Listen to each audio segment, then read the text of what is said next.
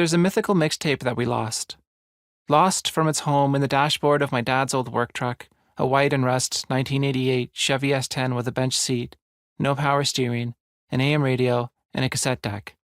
A tape so expertly crafted by my father that all the guys who worked in the glass shop, the one he managed for decades on 4th Avenue, right down the street from the Good Bakery and the pet store that's never open, would pretend they had work to do just so they could drive around downtown Whitehorse and listen to it. On the long summer days, when the sun lodged itself high in the sky and never came down, you could see an all-west glass truck with the window down blaring "Guess That's Why They Call It the Blues" by Elton John from a manual winding window.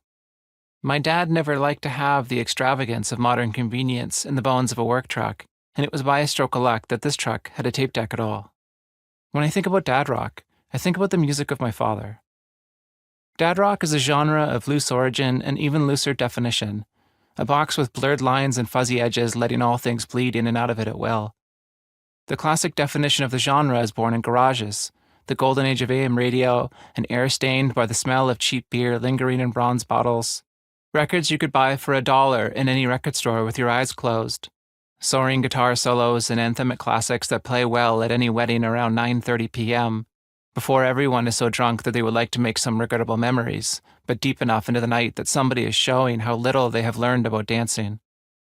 My dad never listened to this kind of music. Never spent time in a garage clad in hobbies and memories with an old radio and a car he swears will run one day. He quit drinking before I was born, never partied much. My dad has always been quiet, chatty but only if you push him to talk. He enjoys a cup of good coffee more than any other drink you could offer. My parents still live in the house I grew up in, on a quiet street in a residential area of Whitehorse, Yukon, Canada. The backyard was rock and stone when we moved in, and slowly over years the soil was tilled and toiled and covered in sod to transform it into something more. A garage sits there too, at the end of a gravel driveway, but there has never been a car inside of it, and the only radio in it has never really worked. My father never felt much need to spend a lot of time in there either.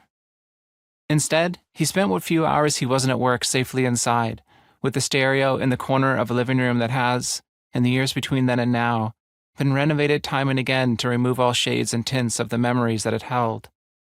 The golden shag carpet and the brown tiles on the floor, all the light tinted in amber and technicolor. All of it gone, but still there if I stand far enough away and remember it how it was. So much of my relationship to music is driven by what it says about who I am, what the things I collect and adore can possibly say about the parts of myself I am desperate for people to see.